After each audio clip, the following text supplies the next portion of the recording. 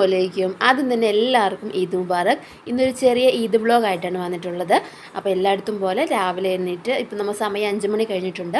അപ്പോൾ നമ്മൾ രാവിലെ ഫുഡ് ഉണ്ടാക്കലും പള്ളിയിൽ പോകുന്നതും അങ്ങനെയായിട്ടുള്ള ചെറിയൊരു വീഡിയോസ് എടുത്ത് അങ്ങനെ ഒരു വ്ളോഗാക്കി എടുക്കാമെന്ന് ഓർത്തു. അപ്പോൾ നമ്മുടെ വീഡിയോയിലേക്ക് എല്ലാവർക്കും സ്വാഗതം.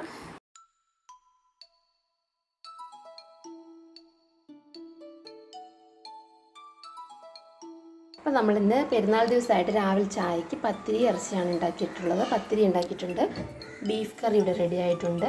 പിന്നെ വന്നിട്ട് നമ്മൾ കുറച്ച് തേങ്ങാപ്പാലും കൂടെ ഉണ്ടാക്കിയിട്ടുണ്ട്. ഇതിവിടെ എല്ലാവർക്കും ഇഷ്ടമാണ്. പത്തിരിയും തേങ്ങാപ്പാലും പിന്നെ ബീഫ് കറിയും കൂടെ ഒന്നിച്ചുള്ള കോംബോ എല്ലാവർക്കും ഇഷ്ടമാണ്. അപ്പോൾ നമ്മൾ രാവിലത്തെ ചായക്ക് പത്തിരി ഇറച്ചിയാണ്.